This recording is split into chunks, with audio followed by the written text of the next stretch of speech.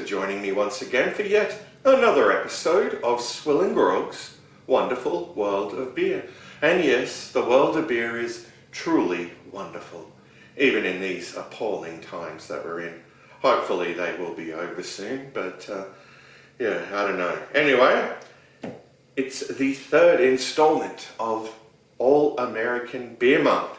And this time around, we're having a look at a brew that comes from one of my favorite independent brewers over in the US, the Belching Beaver Brewery of Oceanside, California. And this one's called Operation Beaver Drop. It's a lemon wheat ale, or wheat beer, that's 5.5% alcohol by volume in a lovely 473ml can, or pint size can for the US. Now, apparently, Operation Beaver Drop is a refreshing ale brewed with lemongrass, lemon peel, and grains of paradise.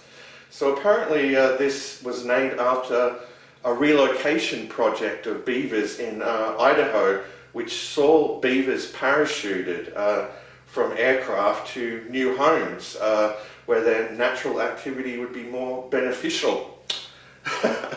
Alright, so it's really cool that it actually commemorates you know, an actual event. Yeah. Well, anyway, I'm dead keen to try this.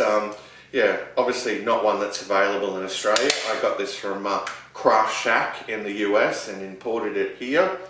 So let's give this a pour into the Spiegelau American Wheat Beer glass, the appropriate glassware for this brew. Okay, well, it's a very active beer, as Jez would say, and yeah, they've spared no expense with the can design. That's very cool. But generally, I find that yeah, they go all out where that's concerned, and I do appreciate their efforts. So yeah, having a look at the appearance, it's a somewhat hazy golden colour, moderately effervescent, just a little under 2 fingers of yeah, bright white head. Let's move on to the aroma. Wow, picking up that lemongrass and lemon peel. Wow, yeah, that's really pronounced. Alright, so we've talked about the appearance and we've talked about the aroma, so that could only mean it's time for the taste test. And yeah, this is going to be my first beer for the day, so I'm dead keen for this one. I'm tongue in for a beer, as they say here in Australia. So cheers to you all. Let's dive in.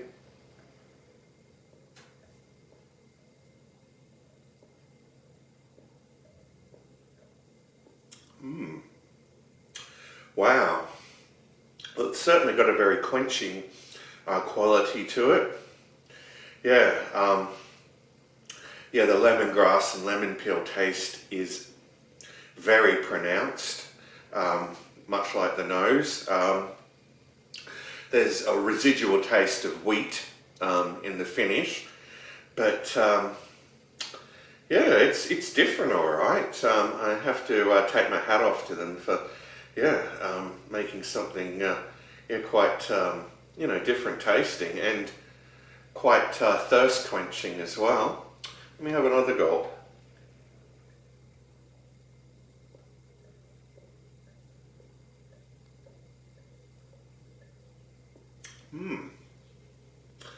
Yeah, it's got a slight sort of sourness to it. Not like a sour beer per se, but you know, the obviously the inherent sour lemon taste. You know, think like, you know, lemon squash. It's definitely got that sort of a flavour going on. But at the same time, I'm finding it very thirst quenching, and it's certainly quite drinkable. And even at 5.5% ABV, it is something you could perhaps session. 4 of these and you'd be nicely toasted, I imagine. Yeah, yeah, I'm quite pleasantly surprised with this. Yeah, it's a shame that they haven't imported this one to Australia. Yeah, I'm probably the only person in this country, yeah, perhaps to have tried this. Yeah, Yeah, I haven't really looked online for any other reviews of it. There's probably a few, I'm sure. I'll watch them in the coming days. But yeah, generally speaking, when it comes to American craft beers that get imported to Australia, you'll usually find it's you know, the IPAs that they import, or any sort of IPA variant, whether it be like a West Coast style IPA or a New England IPA. That seems to be the preference for the people that import American craft beers. So anything sort of outside of that, yeah, we rarely see. I mean, a few stouts here and there, surprisingly, but yeah, a lot of these other more interesting variants, that come from these independent brewers, yeah, they don't tend to make it to this shore. But I'll certainly be keeping this can for my collection, seeing I really went out of my way to get it, and yeah, it did come at a great expense. But anyway, yeah, that's the kind of money I'm willing to invest for this beer reviewing venture that really makes no money whatsoever. Alright, maybe one day in the future.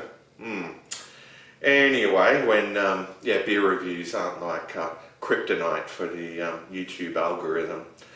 Alright, so yeah, of course I can't really cover off the price point. I'd hate to think what it ended up costing me, but in America it's not too bad for this kind of a brew from what I recall. Yeah, well, let's have one last gulp of this and give it a score out of 10, I guess.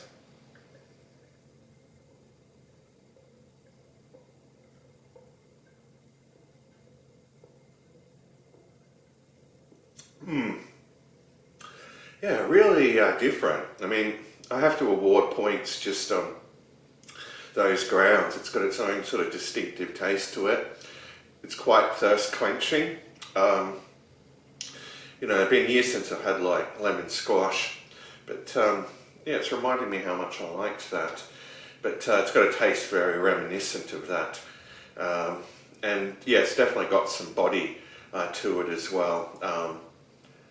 Yeah, I didn't really cover that off earlier as I typically do, but I'd call it full-bodied. Yeah, but anyway, a nice, refreshing, bold sort of beer.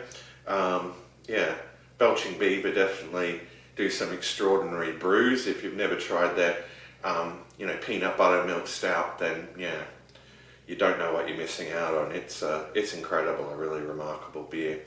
Yeah, I've put a few people onto that and they're astounded at its degree of excellence. But anyway, this one's definitely up there. In terms of a score out of 10, I'd probably give this a 9 out of 10. So there you go, a 9 out of 10 for Operation Beaver Drop. Okay, so thus concludes the third installment of All American Beer Month. Thanks for joining me, and I'll be back real soon with another review for you all. But until then, fare thee well, all.